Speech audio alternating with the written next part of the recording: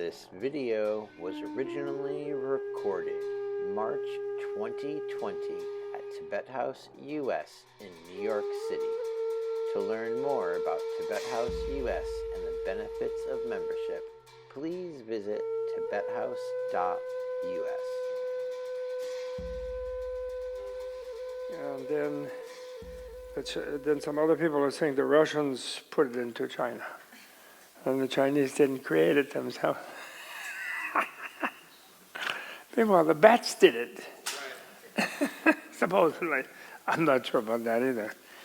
Anyway, nice to see you, and it's nice that we're talking about Tsongkhapa. I guess I'm still on a Tsongkhapa momentum, because although we've left the year of the pig year, which was the celebration of the 600th anniversary of Tsongkhapa's nirvana. So it was a really big fuss all year about Tsongkhapa. And I had a wonderful time in Ganden Monastery, the re-establishment of Ganden Monastery, that is down in Karnataka state in South India, which is back up to like 6,000 or more monks. And His Holiness went there, and we had a conference about the life of Tsongkhapa, and it was really wonderful. A lot of old friends, Western scholars were there, and some geishas who wrote their papers in English, some Tibetan scholars who wrote their papers in English. I have a few of them here. They wrote them in Tibetan, and we all had to deal with that. And the one of them, the very last one, just completely blew my mind.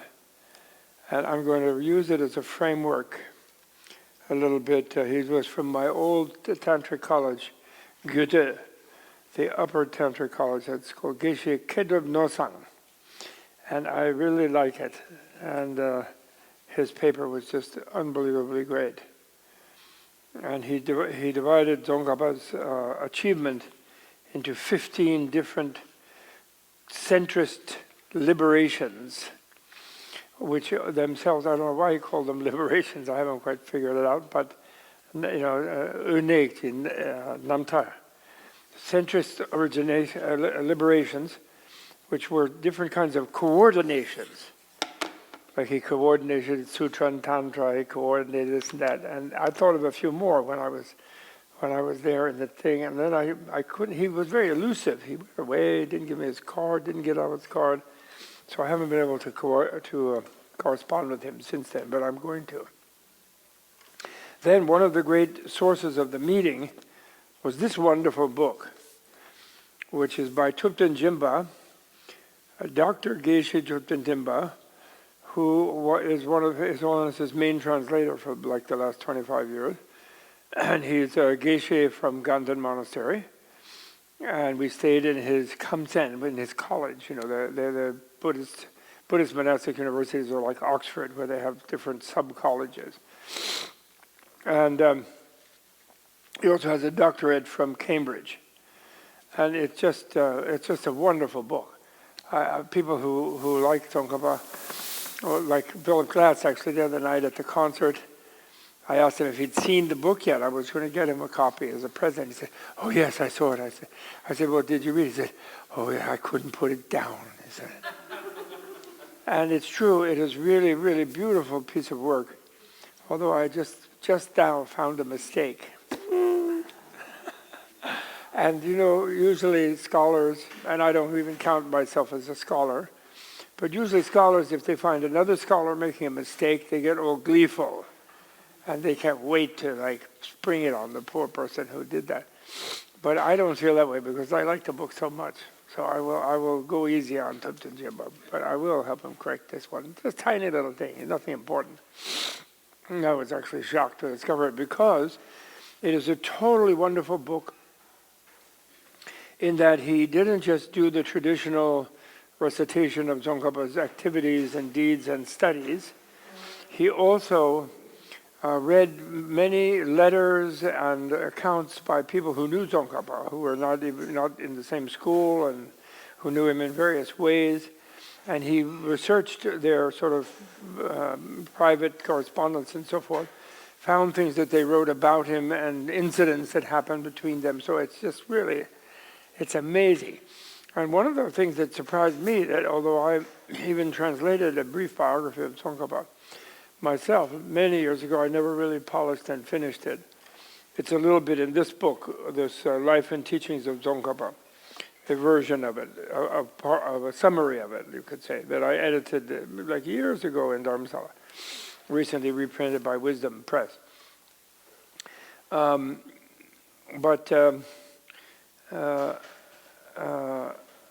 didn't realize that Tsongkhapa's main supporters in Tibet were Kagyu.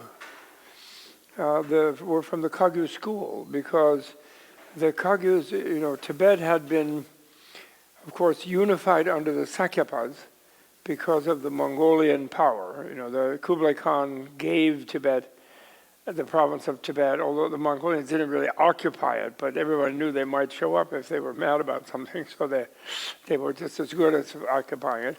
And he gave it to Khapa, the nephew of Sakya Pandita, and in the 13th century, and so then the Tsongkhapas dominated Tibet, and for that time, and there were these what are called 13 myriarchies. There were 13 main provinces or divisions of Tibet at that time, and they all had to kowtow to the Tsongkhapas.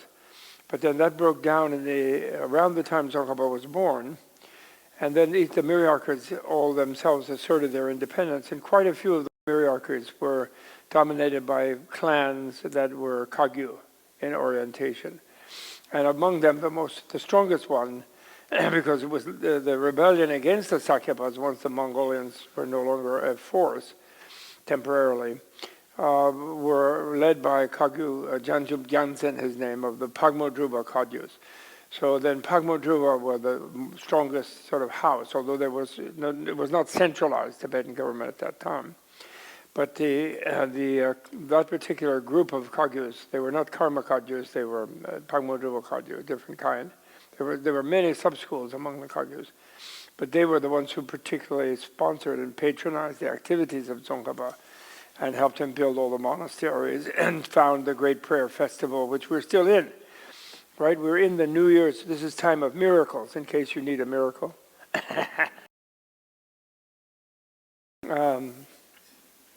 Until the full moon.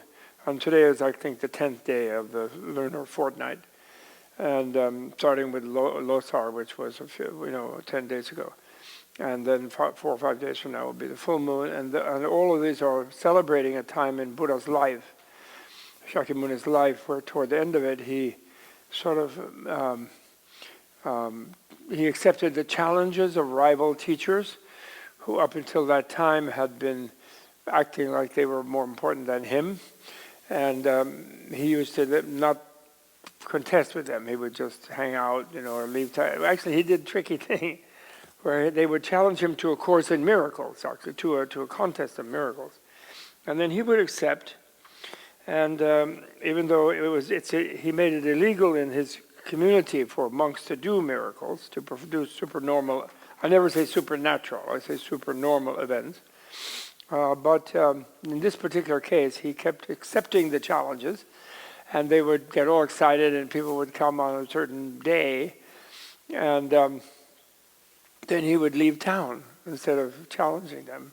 And he did that 5 times, and his disciples were very upset with him because they knew he had more ability than the other people, but he didn't show it, and then everyone was convinced he was running away from them. But then in the 6th time, in the town of Shravasti in the kingdom of Kothala, he accepted, and then he showed up. And then for 2 weeks, he did all kinds of amazing miracles. Two that I'm particularly fond of.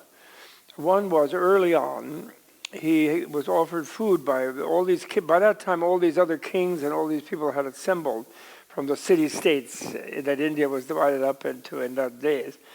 And I think that was his strategy. By doing that, he gathered a huge following. And all these kings were there, and they were making offerings each day and making requests for teachings.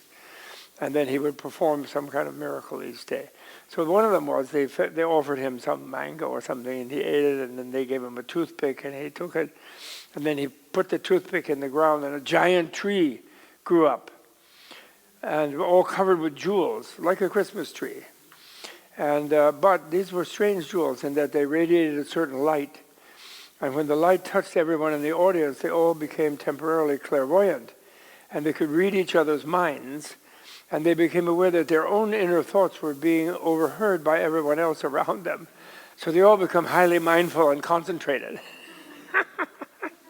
Trying not to think any negative thoughts like, so-and-so, and so who is that idiot, or what is this, or like, you know. So then he gave them a teaching. That's my favorite one. And in our family with our children, you know, although we were Buddhists, but when you're a parent in America, you can be any kind of Buddhist or anything, and you have small children, and you will not escape Christmas. You know, you can show up with Hanukkah, for example, or something. Anyway, we used to show up with Buddha's miracle thing. That was the Christmas tree. So I like that one. And then the other one I like is when his father, the king of the Shakyas, made a request to him. He's multiplied his body. You know, like 2 Buddhas came out of his heart, and then 2 out of their heart, and 2 out of their heart, and 2, like that, until everyone present, including the father, saw the body of the Buddha in every atom of their own body and of everything around them, and the soil and the trees and the grass and everything. There was like Buddhas, just filled with atomic Buddhas.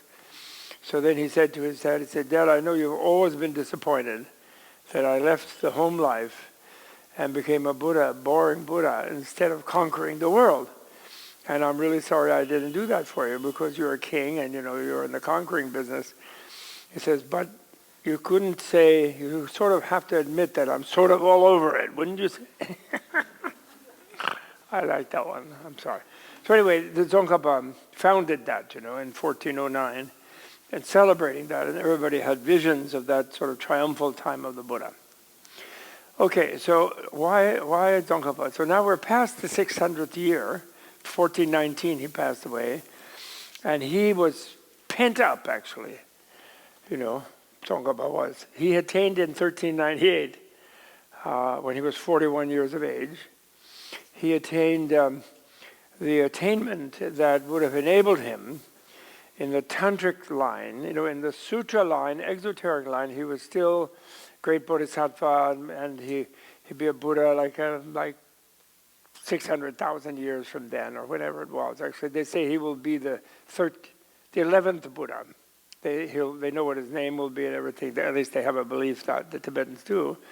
And there are statues of him, and his name will be called Simhanada, the lion's roar Buddha. And it'll be 11th. You know, Shakyamuni was the 4th. So that's quite a few Buddhas down the line, and there's hundreds of thousands of years between them, supposedly.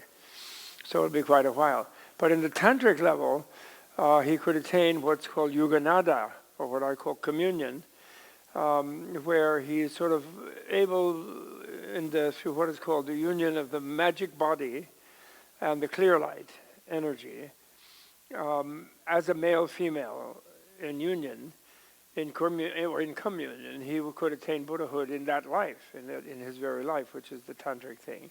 Although he still would be then he would not be in a body like the superior body of a Buddha, what they call. These are all complicated sort of Buddhist ideas about cosmology and the universe. I know they're very strange to us Westerners, and I will explain them more as we go along. But anyway, he could have done that, but he had a big interest in reforming the monastic orders in Tibet, because by that time, the monks were sort of like in Bhutan. You had a lot of monks who were also married, or who had children and were like what they call gomchen, you know, great meditators like in Bhutan today. You have most of that. You also have real monks, celibate. That means monk means celibate. Like, you know, Zen monk. There's no Zen monks in America. They're priests or ministers, you could say, but they're not really monks because they're married. They have girlfriends and things, you know, boyfriends. So some of them, most of them. So the monastic thing, to be a bhikshu, a mendicant, a male or female, bhikshu or bhikshuni, you have to be celibate.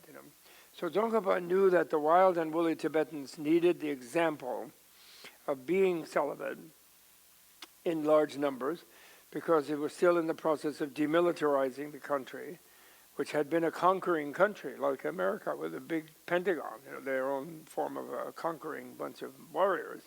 And they fought amongst themselves too quite a lot. They were quite tough. And they were still in the midst of that, which took them about 800 years. And to study, it's really good to not go out and have a party too heavily on Saturday night, and also not to have to bring up children and have families and things. You can study more intensively when the study is a total evolutionary study like Buddhism is, where you're actually changing your own being, not just gathering information like modern industrial education. And so he wanted to really set that example. So for 21 years, he remained a monk, and he didn't do this sort of, you could call it Buddhahood with the body, which is a tantric communion, yoganada, after the 5 stages of the perfection stage, etc., which we will again talk about.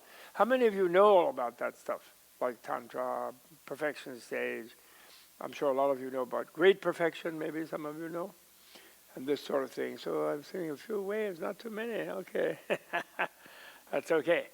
Precisely, it is that's a very, very advanced sort of, that's like the astronaut level, for your guy. The other guy is sitting there studying a book, writing, doing mathematics, making theories. Another one is in a lab. And sort of the scientist adventurer is the astronaut, in our materialist science. So in their materialist but also spiritual science, the ultimate astronaut is like what I call a psychonaut, is someone who explores the realms, the internal realms, of life and death, and bardo, the between state and all that sort of thing. So anyway, for 21 years he'd done that, and he'd been, poor guy, working nonstop, teaching thousands of people, founding institutions, writing books, starting printing process like a Gutenberg sort of thing. And before that, everything was handwritten in Tibet by scribes. And so he'd been really busy for 21 years. So the minute he died, everyone saw his body revert to like a youth from 62 years of age. And then they saw him meet a goddess and take off in a state of communion. Yoganada, Sungjuk, they say in Tibetan. And on that, that's like on that tantric level. Okay, so so anyway, I love this book. Tsongkhapa, a Buddha in the Land of Snows by Thupten Jimba, forward by the Dalai Lama. Actually, I didn't read the forward, but I'm sure the forward is very nice. Where is it? The Dalai Lama always writes good forward. Oh, good. I welcome the publication of this new biography of the great Tibetan scholar yogi, Je Tsongkhapa, compiled by Dr. Thupten Jimba Langri. Born in 1357 in Amdo, His Holiness mentions, because His Holiness is an Amdo chauvinist. That's one of the 3, he proclaims himself. It's one of the 3 major provinces of actual Tibet. It's the northeast part of the plateau, but it was split off by the Chinese in the 50s into what they call Qinghai province. So it's not actually in what the Chinese call Tibet today, TAR, Tibet Autonomous Region. It's outside of it. And the Amdos are kind of a little bit mixture. They have actually some Indo-European features, some of them, Mongolian, some of them, Turkish, some of them, and Tibetan. And Tsongkhapa looks a little, there are a few statues of Tsongkhapa you can still find in Tibet, which are called Ngadama statues. Ngadama means like me, likeness, like a realistic likeness. And he did earn the somewhat rude nickname given to him by some who later became his disciples, but initially were like, who's he? Who does he think he is? Type of thing. They called him the big-nosed Amdo. Amdo Nawache. That was a nickname of him. Probably because he came from Amdo, and he had some honky genes, possibly. But anyway, and His Holiness Dalai Lama also comes from Amdo, so he's proud of that. He was born very near where Tsongkhapa was born, in fact. And actually, I have to say, he's like himself, another Tsongkhapa. The Dalai Lama is really out there, I'm telling them. Actually, we call him the Great 14th Dalai Lama. You know, they say the Great 5th Dalai Lama, but he is definitely the Great 14th. Anyway, he says, okay, Tsongkhapa led a life that exemplified the importance of study, critical reflection, and meditative practice. In an autobiographical poem, he declared, but we're going to read that poem together. First, I sought wide and extensive learning. Second, I perceived all teachings as personal instructions. Finally, I engaged in meditative practice day and night. All these I dedicated to the flourishing of the Buddha's teaching. So the of Tsongkhapa's sort of the record of his own education, you know, his own study and development. It's called Dunlengma. And when I read it, I have some other things to say about it. Then His Holiness says, by the end of his life 600 years ago, Tsongkhapa was widely revered across Tibet. He had studied and corresponded with the most renowned teachers of his time from all the major traditions and had spent years in meditative retreat. His collected writings fill 18 volumes and cover a wide range of topics. And actually there's another 9 volumes by his close disciples, a number of which are said to have been more or less dictated by him to them. And then they wrote some of their own, Gyaltsap and Ketrup, his 2 disciples. Each of whom came to Tsongkhapa to challenge him. Actually, there's funny stories about it, where they came and to try to sort of, like, who does he think he is? Everybody thinks he's so great. And they came from other schools. And then once they got there and heard him teaching, they kind of quieted down. Became rather enthusiastic. His teachings have been crucial, His Holiness says, to my own education. As a young boy, I memorized his verses in praise of the Buddha for his explanation of dependent arising. How many of you know what that means, dependent arising? I'm curious. Not many.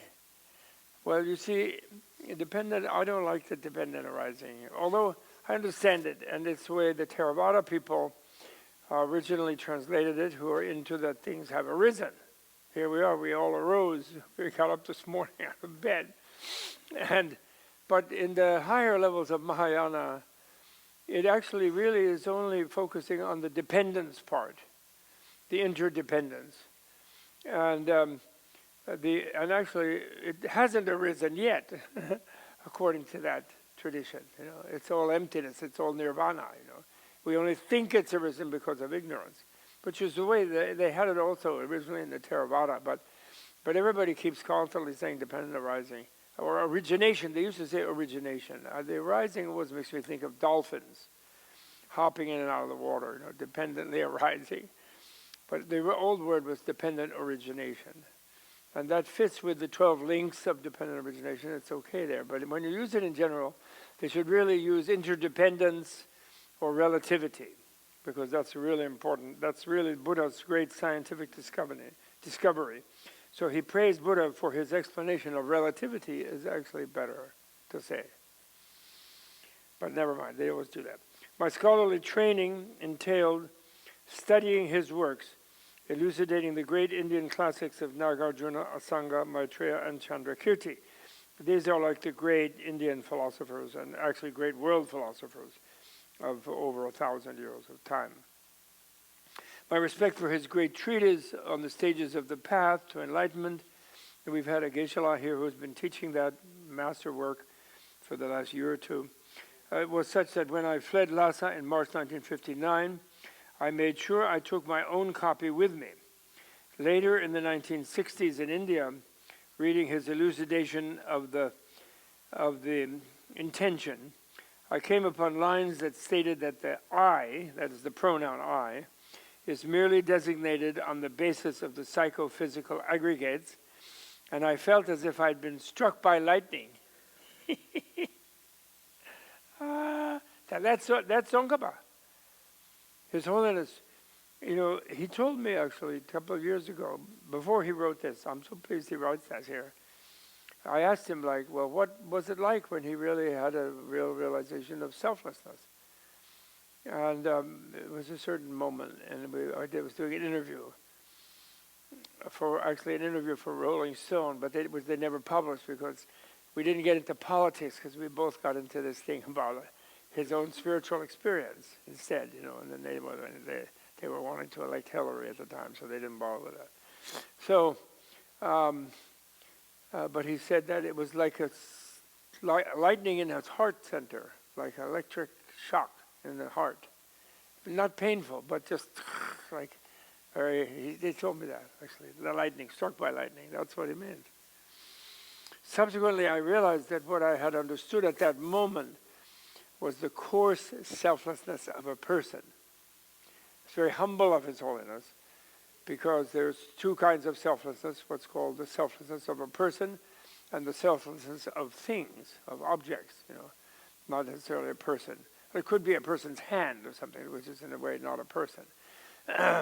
So the selflessness of a person is considered the easier one, and the coarse one is, again, the superficial one.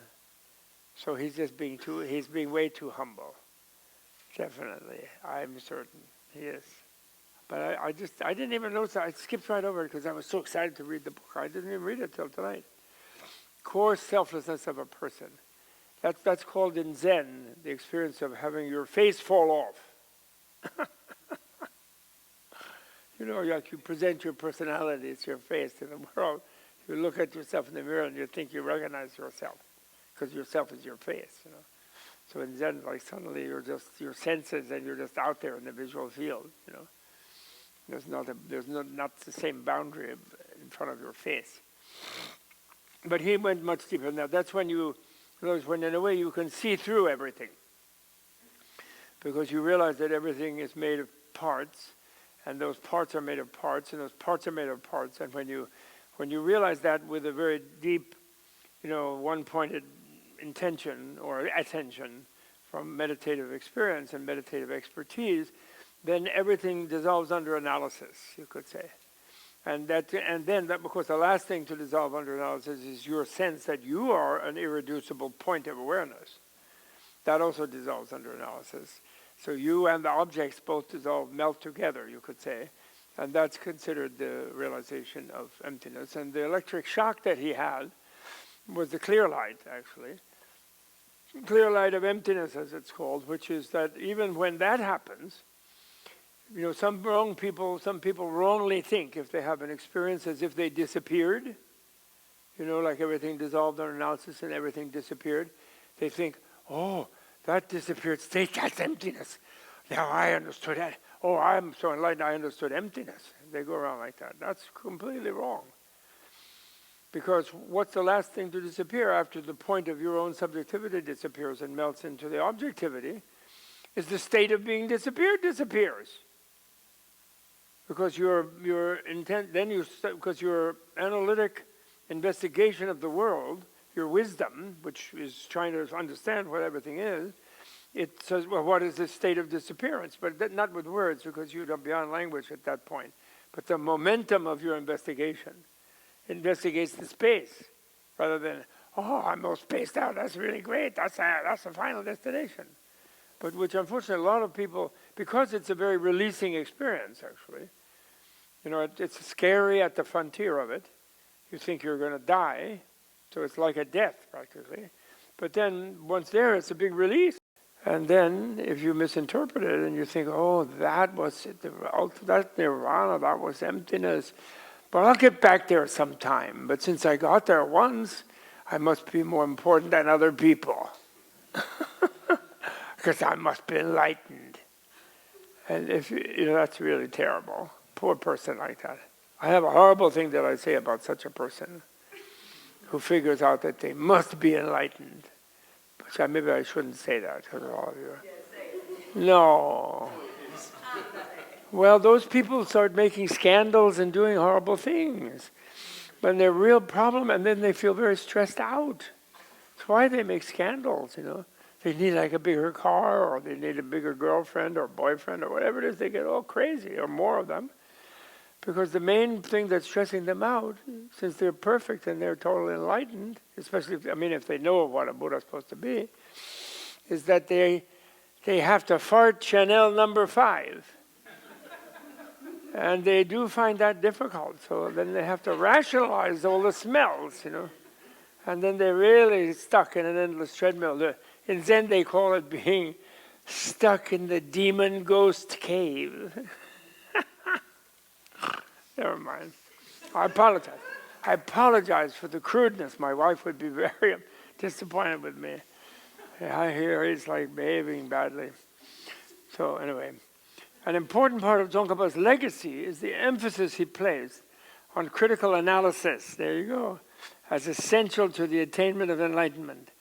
He revitalized the approach typical of the Nalanda monastic university tradition. That was the great, like Oxford, Harvard, whatever you want to call it, of ancient India for 1,500 years, no dark ages, but then it was finally burned down in the 12th century. That Nalanda tradition that takes reasoned philosophical scrutiny as essential to understanding the nature of reality, which is enlightenment. So enlightenment is not disappearing into light, it is understanding reality. Although it may turn out that reality is light, actually, indeed. So it is like disappearing into light, maybe, but not disappearing. In preparing the Golden Rosary, his commentary on Maitreya's Ornament for Realizations, he analyzed and critically compared the positions of 21 treatises by Indian masters before determining his own interpretation. He went out of his way to clarify the most difficult points.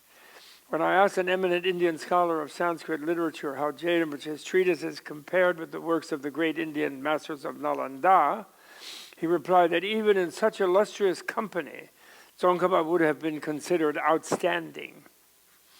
So this is the thing. I have to complain to you. I'm so sorry, but I'm going to. When I finished my degree in 1972 from the University of the Laughing Buddha, that's Harvard. That's the Chinese name for Harvard, Hafo Daxue.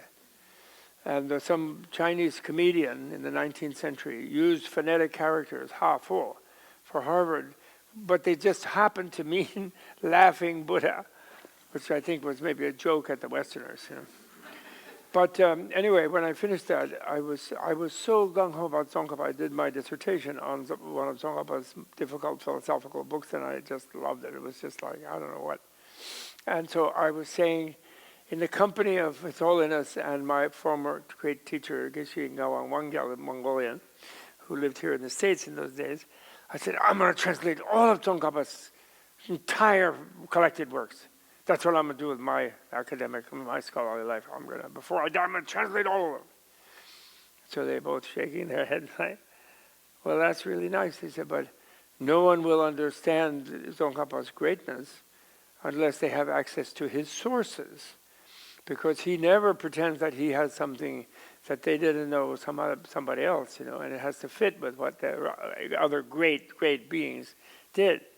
So therefore, in order to make true your vow and your enthusiasm, you have to translate the entire tenure. And some of you might know it's like 4,000 books that were originally written in Sanskrit, and they were the cream of the great library of Nalanda University. And then they were translated into really good Tibetan with concordances and dictionaries where you can, it's not just haphazard, loosely, this terminology and that terminology. And there was a king enforcing the terminology. So it wasn't like modern translators who fight to the death over whether something is intrinsic reality or inherent existence. They'll just go berserk about it. We will, but not then. So it's a really treasure that the Tibetans have, But so then I whined, I said, what do you mean? How can I do 4,000 books? I just want to do 18 volumes, And then, well, I haven't done that, and I couldn't have done that either. I was free, probably, just not in one life. So they said, oh, don't, of course you can't do it all silly. We didn't mean that. You just start it off, and then in 3 generations, it'll be done. And I said, okay, great, thanks. And I've been carrying this like burden on my back for some time. And His Holiness is so amazing. We never discussed that 3-generation thing, not one time. Subsequently, he wrote letters. Professor Thurman is working on the tenure notes, but nobody ever mentioned that 3-generation thing they said to me when I complained, until he had a lunch with the president of Colombia about 6 years ago. And he sits down at lunch, and I'm sort of brokering the lunch, and I'm sitting down. And I nearly fainted. He says, well, Lee, he says, of course you know Professor Thurman needs at least 3 lifetimes to complete his project. And Bollinger goes, it looks, but he's very quick on his feet, so he says, oh, that's wonderful, Your Holiness, that's really great.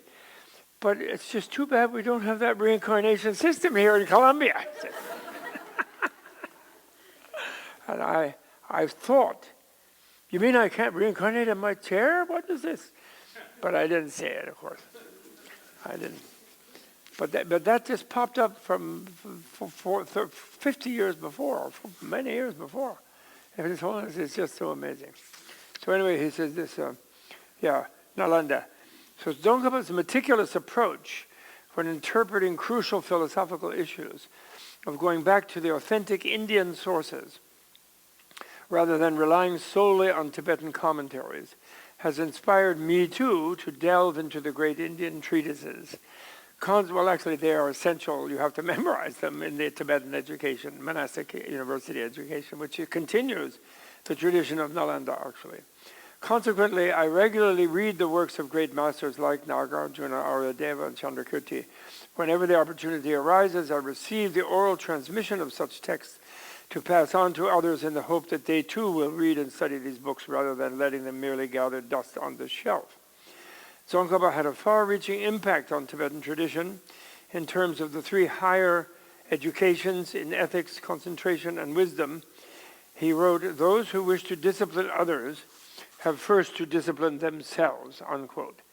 His strict adherence to the culture and practice of Vinaya, or monastic discipline, set a widely admired standard. His thorough and illuminating writings about Madhyamaka philosophy, that's the centrist Buddhist centrism, I call it, because you can't say, they say middle way, but you can't say middleism. It's barbaric. But you can say centrism, and middle and center is the same word in Madhyamaka, or Madhyama, like Madhya Desha or something, same thing, and in Tibetan also. Profoundly enriched Tibetan understanding of Nagarjuna's school of thought, stimulating critical thinking about the deeper implications of the view of emptiness, or the insight of emptiness. Moreover, his systematic exploration of Buddhist Tantra, especially the unexcelled yoga systems of Guhya Samaja and Chakrasambhara, esoteric community, and super bliss machine, has ensured not only that their practice has flourished, but also that they have been more clearly understood. I continue to study Tsongkhapa's writings, particularly his Essence of Eloquence, that explores which of the Buddha's teachings can be regarded as definitive and which are provisional, as well as the Ocean of Reasoning, his consummate exposition of Nagarjuna's treatise on the Middle Way. While remaining a lifelong student, I have also been fortunate to explain many of Tsongkhapa's texts to others in the hope of keeping alive the tradition of study, teaching, and practice based on his writing and thought. I congratulate Thupten Jinpa, my translator of many years, for preparing this fresh biography of Je Tsongkhapa. I am confident that it will enable a broader readership to appreciate the life, thought, and legacy of this exceptional Tibetan philosopher and teacher. Isn't that nice? Thank you. I hadn't read it. I read this book at least 4 times, but I didn't read that. Because I just thought it would be like, oh, this is great, which it does say. But I like the way he said it. And I'm glad to have done that. So Tsongkhapa was born 1357 in Amdo, where the present Dalai Lama was born, very much in the northeast corner of the plateau. Tibetan plateau is huge, by the way. It's therefore sad because it will never become occupied really effectively by any other sea level personified power. They cannot, because its average altitude is something like 13,000 feet, and you have to be born at that, or you have to have genetic shift where you can make a life out of that oxygen, like 47 or 45% of the oxygen at sea level, and women who are from sea level cannot form placenta, so they miscarry, and men get heart disease if they try to live there all year round. And therefore, they simply will this occupation and this attempt to smother Tibet and make it a piece of China. You know, if they could all live there, they would have been there 1,000 years ago in the millions, in the tens of millions, instead of the 6 million or so Tibetans who are living there. And so it's a kind of sad thing. But anyway, he was born up there. And then someone had a mystic vision in central Tibet, a great teacher called Dunda Rinchen, that something extraordinary was being born. And he, you know, his parents also had amazing visions, which is typical of reincarnations. And so he came all the way up there. It's about 1,800 miles from where he lived, and took you a while to get there. But he came up there, and then he gave a lot of gifts to the family. And then he said, when he's about 4, I would like him as a disciple. And he gave them all sorts of gifts. And they already recognized from the beginning that he was remarkable and extraordinary. And so they agreed to that. And then from the age, he was a prodigy. He didn't have to be taught to read. And he was initiated in tantras even at 5 or 6 before he was a monk. And so he was just amazing in a way, you know. And then until he was about 16, he studied there, which he talks about. And there were some things in here I didn't know, which I really liked, where he, his teacher, of course, was very fond of him, but was really upset when he finally left. And the teacher wanted him to leave to go study in central Tibet and to learn and teach there by that time. But he gives a detail here that I didn't know, where he was upset because he had a meditation hut that he used to meditate already about 14 and 15 on the edge of a kind of cliff, looking out over a vast view. And as he left, the teacher was looking after him, you know. And Tsongkhapa didn't look back. He did goodbye in a respectful way, and he was very respectful of his teacher later in life and everything. And he was very respectful of teachers, but he was so excited to go off and study with the greatest scholars in central Tibet that he didn't look back. So then the Chöje, as they call him, he pushed his meditation hut off the cliff. To sort of like get rid of missing his great student, you know, his sweet student, you know. But for little details like that this guy found that you don't find in ordinary biographies, you know, that Thupten Jinpa found, so I really liked the book.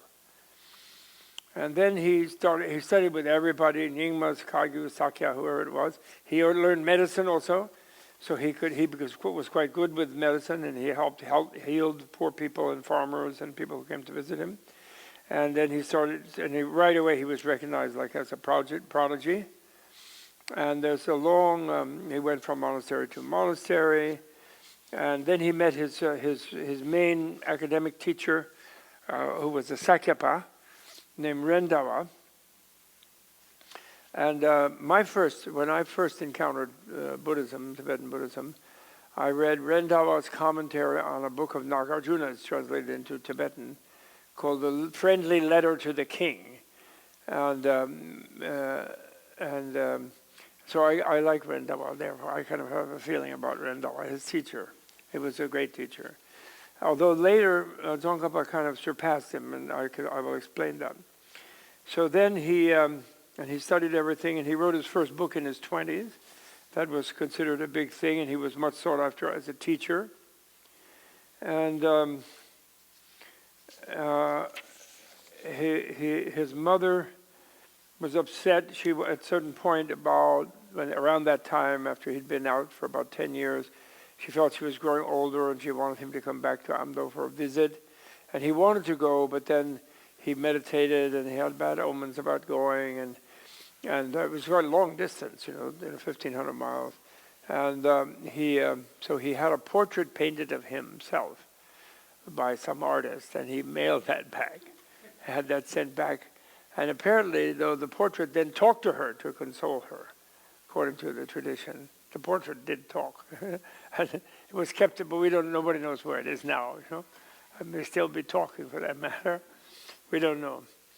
But she was a little unhappy, but not too unhappy, because he was so, He'd already become so famous, And however, he ran into problems with his different teachers and teachings, although he liked them very much, but he was not quite satisfied with the way they explained everything. And this was a period, you have to realize, Buddhism had been the translation was started really strongly in the 8th century, in the early 700s. And then, and it was sort of diffused, what was done for about a century. And there were some monks, a few monks were ordained, and etc. But it was still a kind of a warrior culture. And for example, one of the great teachers who was able to help the monastic abbot who came from India to found the first monastery, which there was a great resistance against in Tibet because they were warriors. Why do we need monks? What's this thing about monks? And but the Padmasambhava, who was like a great kind of thaumaturge, he was like an anthropologist or like a, very charismatic, and even had almost supernormal abilities, and. But he wrote, for example, it is said that he wrote down the Tibetan Book of the Dead. But then he felt the culture wasn't ready for that. And so he hid it somewhere. And only about 600 or 700 years later, around Tsongkhapa's time actually, did someone dig it up, found it where it had been hidden, directed by some mystic animas, like female angels and female enlightened beings, sort of super normal beings. And, then Westerners think that's so ridiculous, and the other guy wrote it. He just pretended the earlier guy wrote it, which is rude. And but I think that I translated that, and I think it's correct, because no culture where military is important will allow something like a Book of the Dead, because they don't want people to think about death, because they want to conscript them in armies and send them off to be killed, and kill and win, by killing more of the other people. And so you don't want, when people are aware of their death, and they live in a better awareness of death, that will make them more individualistic as society, and they will want quality time, that thing about when you're falling off a cliff and you think you're going to die in a minute, your life flashes before your eyes? Well, that's probably because all you did was run around, have a job, cook, shop, go to the bathroom, work, and watch TV, and you only had a few minutes of quality time here and there, so it's easy to remember it all. The rest of it is all forgettable, So I love Elizabeth Kubler-Ross's great thing, She was with 10,000 people in her career as a hospice founder and a psychiatrist, and helping them to death, And she wasn't into future life particularly, so she was helping them just with letting go and dying. But she said she never met a single one who said to her, "Oh, Dr. Kubler-Ross, I'm so sad that I can't go back and spend another day at the office." Never met one. Anyway, so he expresses this in this early poem. Again, you don't normally find this poem, but Jimba found it. He has it in the biography. It says, "The son of the correct view," and in Buddhism, view is like a belief, but it's more a reasoned thing because they're against blind belief or blind faith. I think that's completely wrong. But reasoned belief, or a worldview, is considered something you have to develop, a reasonable worldview. And they feel the human being is capable of a reasonable one, and they believe unless you have a reasonable worldview, a realistic worldview, then you're not going to have a good life, and you're not going to use your life properly, and you're far from attaining enlightenment. You're going to run around and do a lot of unnecessary, waste your time. But anyway, Tsongkhapa writes, "The son of the correct view," which I wouldn't translate correct, I translate as realistic. Because it's not a matter of right or wrong, it's a matter of being attuned to what is real versus what is unreal. So the son of the realistic view appears to have set now. The learned ones who used to show the truth have passed away. Everyone seems to honor the ignorant who lead the wrong way. Alas, who can uphold the Buddha's teaching now? If one speaks the truth, he is viewed as pretending to be learned. If one speaks distortedly, false views will proliferate. If one remains silent, no aims are accomplished. Alas, how is one supposed to uphold the Buddha's teaching? Actually, he keeps translating doctrine, which I hate. That's wrong. There's no one doctrine. The Buddha was a Socratic type of teacher who taught individuals according to what they needed to learn. So you can't say there's this dogma or that thing, and except for that. You can say there's the dogma that there's no dogma. That you can say. So doctrine gives the wrong impression that there's a Buddha doctrine that you're supposed to believe in, which it would be totally wrong. Buddha doesn't want, for example, the closest thing to it would be emptiness or selflessness. And Nagarjuna himself, and Buddha, and Tsongkhapa say emptiness is taught as a medicine for all kinds of distorted beliefs and false convictions and rigid ideologies. But if you adopt emptiness or selflessness itself as a belief or an ideology, then you're incurable. Because what is the medicine against such kind of rigidity of mind, you become rigid about it, then it can't cure you. That's a famous verse of Nagarjuna, and certainly Tsongkhapa would agree. So when they write doctrine, the word is Demba, which means teaching. I don't know why they insist on it, because they think it's supposed to be religion and therefore it's supposed to have a doctrine. But I don't like the word. I especially don't like it because, scholars of Asian history and things like that, especially historians or anthropologists, you try to get one on a tenure committee from another department to see your PhD student who did something in Buddhist thought, philosophy or something, and then they say, well, I'm not good in doctrine, but I'll come over there. Really. How can you understand a country if you don't know the teachings that the people study in the country? You have to know what the education system is. So how can you not be good in doctrine, Really. It's their way of saying they don't think it's of any value. It's just a reductionist, materialist thing. It all has to do with means of production, the economic, this and that. So this verse appears as part of the colophon of Tsongkhapa's second major work called Staircase for the Intelligent. So you see, this was the time. So back to the history. So they translated a lot of books at that time under several kings. But then the kings became too pious for the local warlords, and the kings were uninterested in new conquests and loot and spoils and dividing up the spoils and so on. So then they assassinated one of the kings. They were particularly annoyed because he had long hair, and he used to like to go in his throne room. He would spread out his hair down a couch and have the monks sit on it as a sign that the political power should defer to the enlightened beings. Although he actually himself was quite an enlightened king, but he was just a little too much. And then his predecessor also subdivided land, tried to distribute land, did like a jubilee and this kind of thing, and I think the warlords didn't like that either. So they assassinated him, and then there was 1 century of kind of no development of the teachings, and no further translation, and fragmentation of the regionalization and fragmentation of the giant plateau, and no central sponsor therefore of the Dharma, but the Buddhist ideas and teachings and sciences and ethics had become popular with the people, and therefore the people who were trying to return to the old dynastic religion, were called Bon, they actually ended up copying all sorts of Buddhist texts of their own. So they came up with their own set of Buddhist texts during that century, which still exists, and they maintained it all throughout. But that's why I say a wonderful thing about Tibet. Tibet was so Buddhist that even the non-Buddhists were Buddhist. But that shouldn't be thought of as a dogmatic religious belonging. It just means they adopted the idea of becoming enlightened, of being monks and nuns, and having bodhisattva vows, and having monk vows, and etc., and tantra, the whole thing. They said that their Buddha lived in Persia 40,000 years earlier, so they were not Buddhists. They were whatever they were, Benbos, they call themselves. And they're still around. And the Dalai Lama is very nice to them.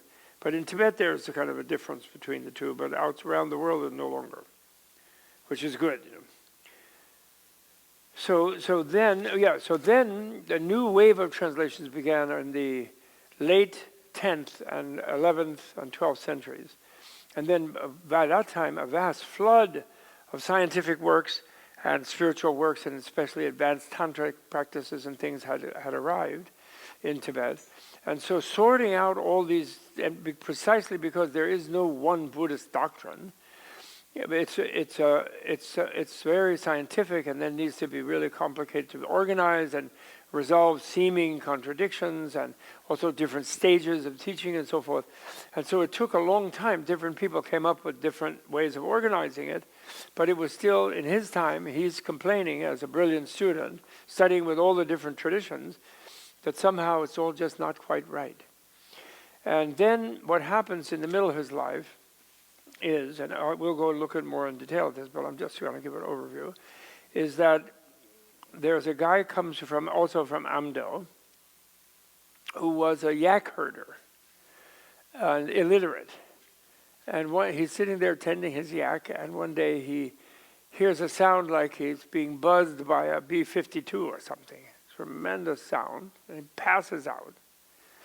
And when he wakes up, he sees Manjushri, sort of like the angel Gabriel or something, you know, in that culture. That's a bodhisattva of perfect wisdom, Monju Bosatsu, the Japanese, a big deal in Zen, because he's the wisdom guy. And he sees him sitting, and he always sees him like with a orange sort of complexion. Heavens, not like another orange complexion. Oh no. Well, he wasn't painting his body, he just looked orange. And he looks like a youth, 16-year-old youth, that's different. And he usually holds a sword, which is a sword of wisdom, critical discernment, like a scalpel, and a book, and on a lotus on the other hand. Usually that's his attributes. But anyway, he just sees him. And then Manjushri starts talking to him, and then he's always seeing Manjushri after he has this passing out this vision. His name is Lama Umapa, he becomes known as that. So then Manjushri says, well, you just can't, now you are especially gifted with this permanent vision, and I have a mission for you, and you can't run around being an ignorant lout. Go over to such a monastery, be a monk, learn to read and write and all this. So he does, and then he says, then Manjushri says, go to central Tibet, go to this and that university. And then he meets Tsongkhapa, and then immediately Tsongkhapa finds out that, and by then he's quite learned himself, the Umapa, he finds out that he's constantly communicating with Manjushri. So it's like better than the human people, you know, the human teachers. It's the original guy, you know. Like Manjushri is like, supposed to be like a Buddha in a previous life, million universes ago, who then manifests everywhere. His vow as a Buddha, I want to manifest everywhere as a bodhisattva, sort of like a pre-Buddha or a post-Buddha, but more like a normal person. And I want to, wherever there are Buddhas, or anybody studying the teaching, I want to go there and ask them about emptiness and selflessness, sort of the deep reality point. What is the nature of reality? I'm going to promote that conversation. That's his vow after being a Buddha. So it's like, to be able to communicate with Manjushri, it's like Gabriel, but you know, he's not just giving you something to believe in like a religious text, like Gabriel communicating to Muhammad, the Quran, God's speech. It's more like talking to you. The Buddhists, when you meet an angel in Buddhism, they like start taking dictation about some analytic thing, and they start challenging your ridiculous reaction to this and that, and they start debating with you. So it's all in that kind of it's very different from what we expect of a big angelic vision. Those angels are like, oh, you really have a silly idea today, like blah, blah, blah, you know. They're like that, and interminable, talking interminably. So doing Dharma combat with you. So anyway, Tsongkhapa heard that. So then he started putting questions that he wasn't getting satisfactory answers about some of the deeper points, to Umapa to tell Manjushri and ask Manjushri and then report back an answer. And he was getting very excited about that.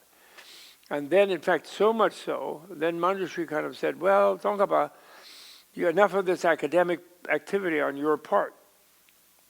You already know really a lot of the answers that you're asking about, but they keep getting vague to you because you have impurities in your mind and confusions, overcoming the clarity of your understanding. So you have to go and purify yourself and do a long meditative retreat and really go deeper on these things in yourself, So get out of the, don't go on tenure track, which they were already telling him to do. He was being invited everywhere to teach because he was a great teacher. So then Rendawa didn't like that. His sort of academic teacher, you going with this hayseed guy from Amdo who just barely learned to read? And because he can talk to Manjushri, are you sure? And what's talking? It was very unpopular. It's like he was dropping out or something. What are you smoking? They're going like that with him. So, but he did it, and they went off in a cave, and he had a long thing, and then finally he learned from him, from Umaba. He did certain rituals and meditations and visualizations and so forth. And he learned to communicate directly himself with Manjushri. So then they'd have three-way conversations. And Manjushri really scolded him often. And he was particularly frustrated because he said, well, what about emptiness? What about the deepest selflessness? What's the story? And Manjushri said, oh, you already know the answers, but you misunderstand. You think it's emptiness when your mind is vacant and you're not thinking anything, and you just really have nothing kind of in your mind. You think that's emptiness, and that's really nihilistic, and that's really stupid. But you know yourself that that's wrong, but you just don't correct it when you have that kind of you get into that kind of state. And already in his 20s, Tsongkhapa had like trances. There was one incident where he was reading a famous Indian logic thing, Enlightenment logic, you could call it. And then he was so flipped out by it, he went into kind of trance for 2-3 days, sitting in front of a pillar. The monks got up and went to have dinner, and they left him there. And they nudged him, and he wasn't distracted. And they figured out it was okay because he was breathing, So they figured he was in a state, but it was that was not still the final thing. But he'd already had that kind of experience. So then Manjushri sent them off on a long retreat. And then Umapa didn't accompany them, though. For whatever reason, he told Umapa to go back to the east. I think because Umapa was a little bit like Rumi's Shamsi Tabriz, the guy who inspired Rumi so much, and who was like an unconventional guy, and who even, I think, Rumi's other followers tried to kill Shamsis in Turkey, in Islam, Sufism. Maybe they did kill him, I forget. Maybe they actually killed him, yeah. Well, I don't think they were going to do that to this guy, but you never know, But anyway, Manjushri said he didn't need him anymore. Tsongkhapa didn't, because Tsongkhapa could communicate directly. So Umapa had something else to do in eastern Tibet, and he sent him back off there. But and then he went off, and Manjushri told him the names of 8 companions who you should take with you, and you should do a long 3-year or 5-year retreat. And he went off and did that. And they say, which everyone finds incredible, and I don't know how to interpret it, but they claim he did 3,500,000 complete prostrations, 100,000 each to a set of Buddhas from a certain sutra called the 35 Buddhas of confession, of repentance, confession, whatever. 3,500,000. I don't know if you've ever done many full prostrations where you're flat out all the way and then up again and then flat out all the way. Tibetans have special prostration boards with sort of sliding things for the hands, sort of like it's sort of like one of those exercise bikes, but it's for going, and it's quite strenuous, very tough on the back, even 50 of them. And to do 3,500,000 is, different people have calculated how many they can do in a minute or in an hour, and then it's impossible to take 100 years. There's a lot of people challenging it. But maybe he did, who knows? It's like, you get a special energy maybe, and you can really do it. Who knows? I don't know. But that's the claim. And I've been there where he did it in the house, and there are these worn footprints and things on the floor, stone floor, They are. Anyway. So then that's what he did. And then but he still was not satisfied. And then toward the end of that, and then he had, and this I was going to read about today, because I can't tell everything today. We have to go on another day. So then he while he was doing that with his 8 companions, and they had a patron in this area that they went to, and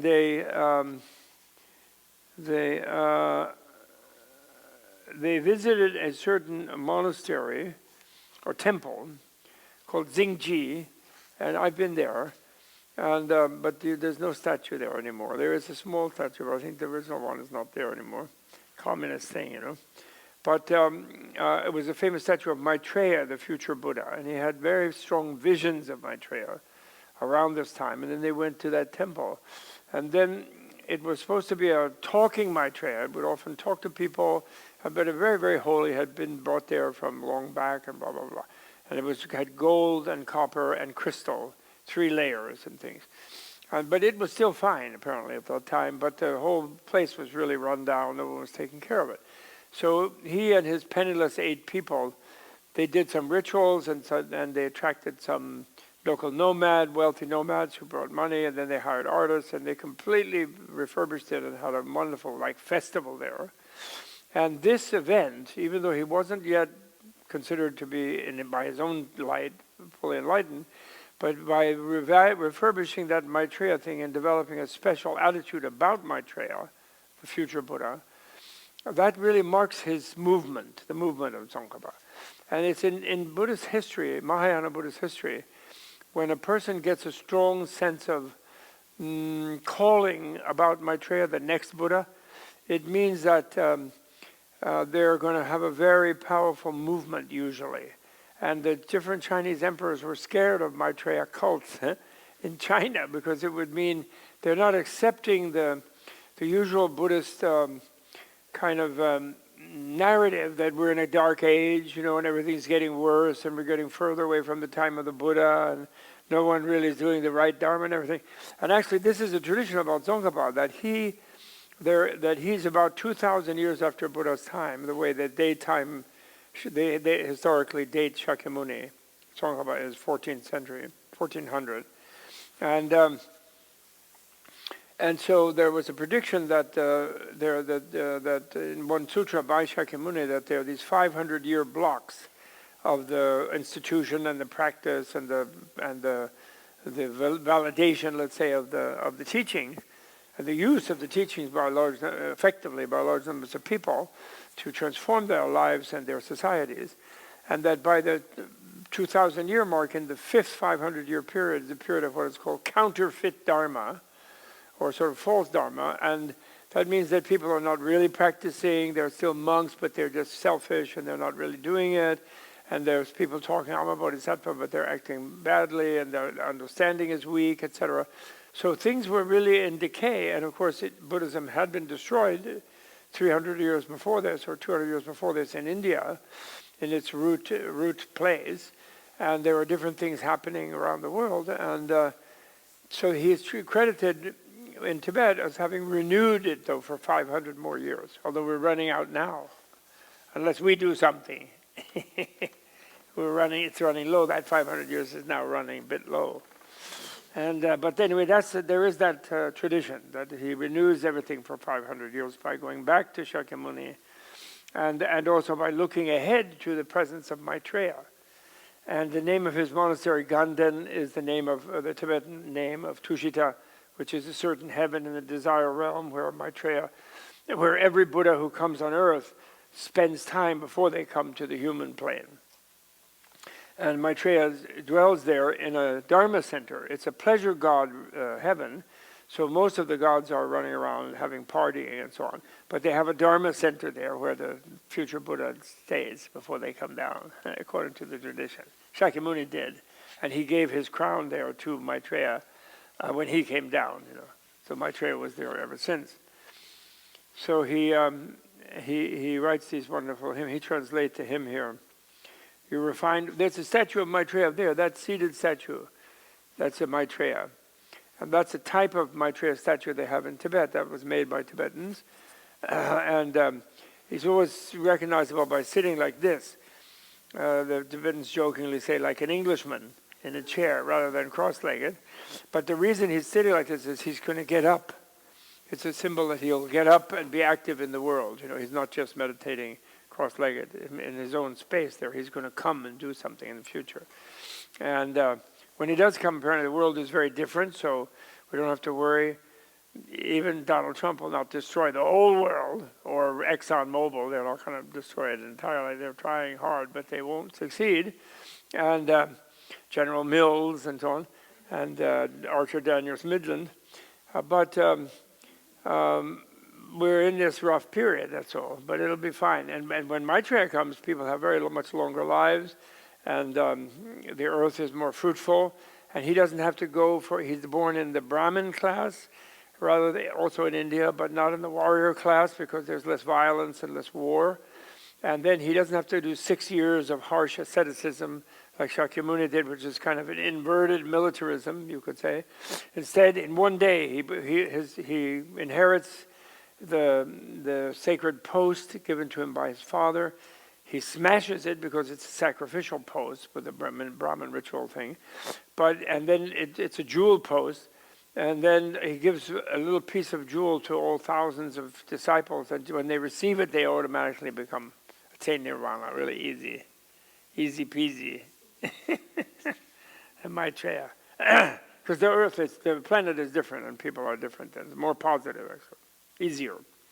Although there is a tradition, in that same tradition, they say that Shakyamuni coming in this very hard, militarized, male-dominated time of the last few thousand years, actually something about that made it more better for people to develop compassion. The struggle, the hardness, the difficulties, it made it, there's something special about Shakyamuni's time. And he's one of the few of the 1,000 Buddhas who teaches Tantra, actually, which is the most amazing kind of advanced teaching. So he has a poem that he wrote to Maitreya from the visions that he had at that time.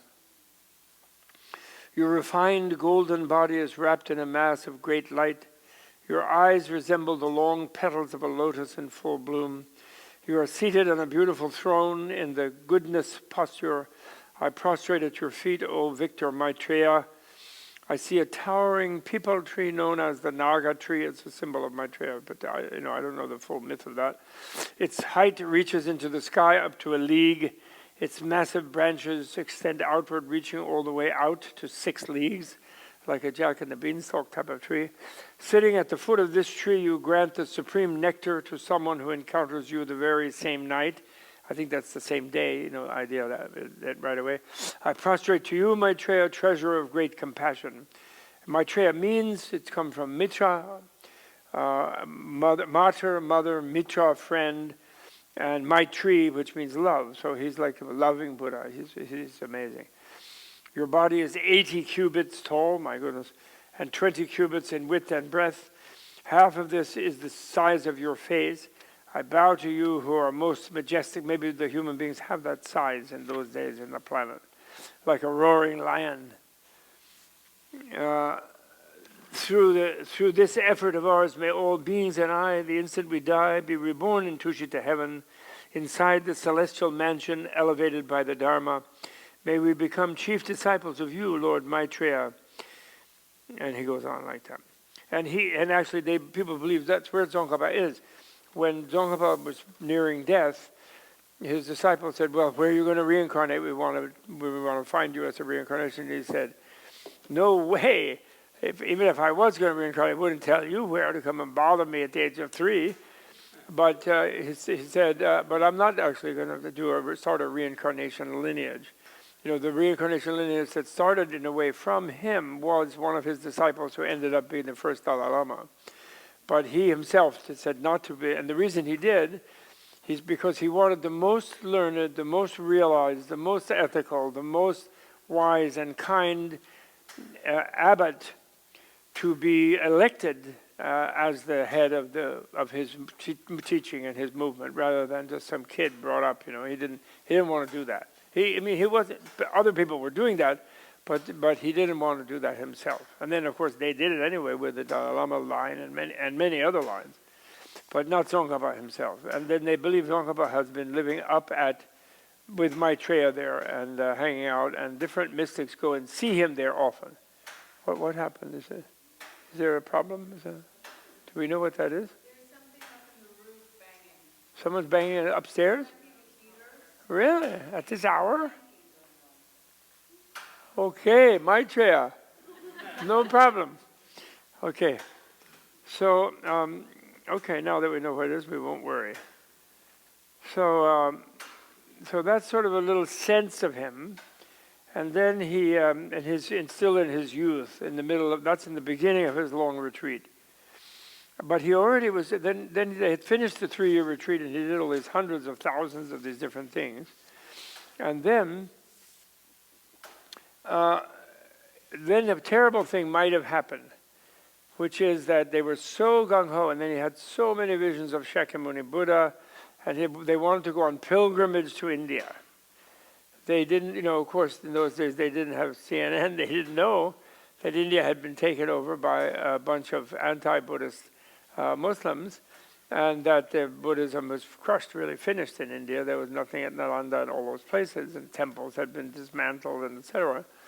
But they were still bent on going to the Shakyamuni place because they were so filled with dedicated devotion to Shakyamuni. They felt so grateful, and they were so happy. But luckily, this one guy who was a Nyingma Kadampa type of guy, who was also considered an incarnation of Vajrapani, sort of fierce type of bodhisattva Buddha, he saw visions in the sky. Actually, in the Jimba, of course, is very devoted to Tsongkhapa, and he's a Lama. I mean, he's a layman now, but he was a monk and a Lama. And then he got a degree at Cambridge, and he became a layman. He's married and has 2 daughters, a lovely man. But in this book, he wants to write for, even also Western academics. So he doesn't want to get too devotional, so he tries to keep it like very, very secular, a little bit.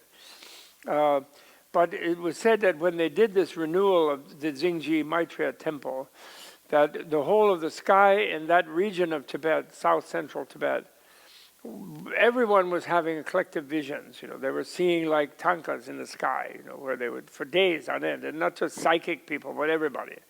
And so this guy, who was some distance away in an area called Lochak, down near where Milarepa came from, who himself was a well-known sort of teacher and mystic, you could say, he saw this in the sky, and he thought, oh, something amazing is happening. And he sent a letter to invite whoever was the people, the principals there, to please come visit me.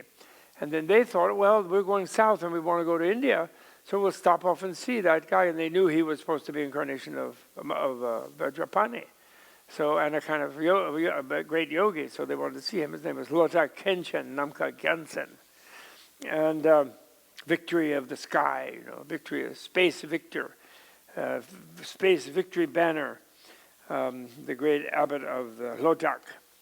So they went there, and then he invited them because he heard, he was a Nyingma, Dzogchenpa, but he was also a Kadampa from Atisha and Dromtamba. These are 2 different schools that were existing at that time. And the one Dakini told him, there's an individual blessed by Maitreya, and he himself, the individual human, but is indivisible from Manjushri, who is also being granted knowledge by the goddess Saraswati, who is the goddess of art and music and learning and so on, literature. And you have a connection with him going back some 15 lives. Those Dakinis are really smart. And in this life too, it will be auspicious to establish the bond of teacher and pupil.